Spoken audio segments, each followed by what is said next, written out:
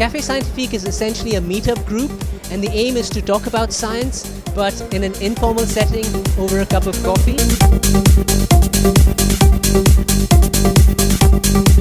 We've talked about a wide range of topics, including de-extinction, the human brain, space colonization, alien life, you name it.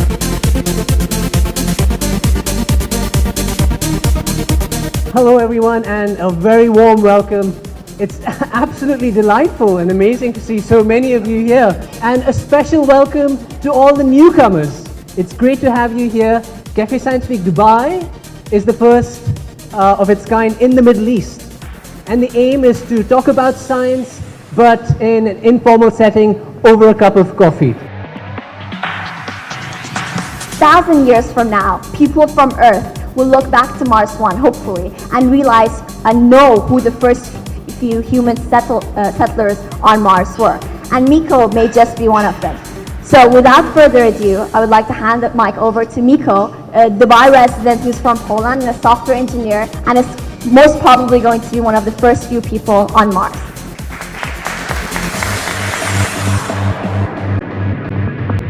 The main reason is that for me, exploration, space exploration, and also exploration of our planet, it was something exciting and something that I always wanted to do. About 2 years ago, two engineers from a small country in Europe, Netherlands, decided to give up what they were doing until now to start organizing human mission to Mars. They announced selection for this program.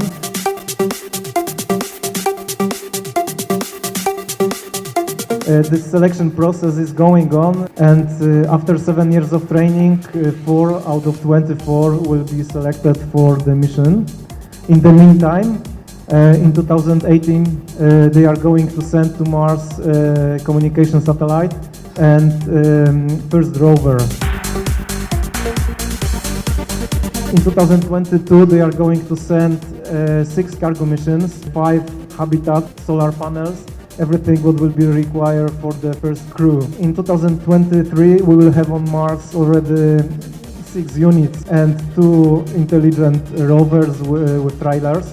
They will be able to collect everything in one place. Everything will start working. Rovers will collect soil, warm up it, so ice in the soil will evaporate, and in that way they will get water.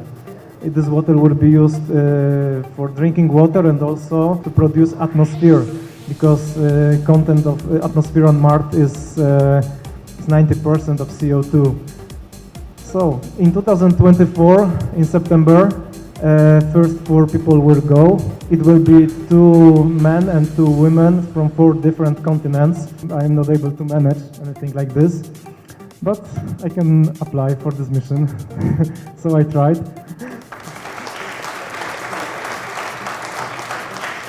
Now we have a debate, and I'd like to introduce to you the 2 debaters.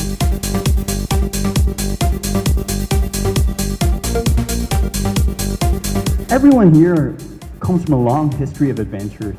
Every one of you sitting here right now, you have all a proud ancestry of pioneering spirit. Your parents and grandparents stretching back hundreds of thousands of years. They stepped out of the caves for the first time, lifted their heads and thought, bring me that far horizon. And it was that spirit that crossed seas, that explored the West, that sought out new frontiers, and that reached up and took to the sky. But in the words of people much smarter than I am, the sky is no longer the limit. Okay, guys, so we have a pioneering spirit. So let's stretch back hundreds of thousands of years. And are we going to be the first generation in all that pedigree to take a step back? To go back into the caves, to step back into the darkness of our bowers, instead of moving forward, instead of accepting the newest challenge? No, we can do something else. In the past, we sought out new challenges for all sorts of reasons. Sometimes it was for conquest, for war, to take our efforts and to seek the property and land of other people. Sometimes it was for fear of prosecution. But now we can seek out this new challenge for the most noble of reasons. We choose to do this just to improve what we think is possible. We choose to do this for the betterment of all mankind. And to brutally paraphrase JFK, we choose to go to Mars. We choose to go to Mars not because it's easy, because it's hard. Keep your hands up. If you're a parent and you would be happy for your son or your daughter to get on a rocket and go to Mars and never see you again, keep your hand up. And I'm appealing as a human being because we've heard all this stuff, haven't we, about how our forefathers, Sir Christopher Columbus sailed around the world, Marco Polo, Ibn Battuta, all these people. But they went to explore and they didn't take the risks that you are being asked to take. How many people here are immigrants to Dubai who are not from Dubai originally? Pretty much all of us, okay, myself included. I come from England. Now, I came here for a better life. You're going to get on a rocket to Mars for a better life for your children?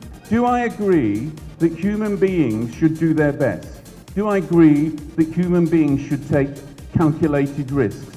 Do I agree that human beings should be adventurous? Of course I do. Of course I do. I agree with all of those things. But do I think that all these lovely people here, and I should think nearly everybody in this room, probably everybody in this room is younger than I am, do I think that each one of you should get on a one-way space rocket to Mars and stay there? No, I don't, because I love you too much. Thank you.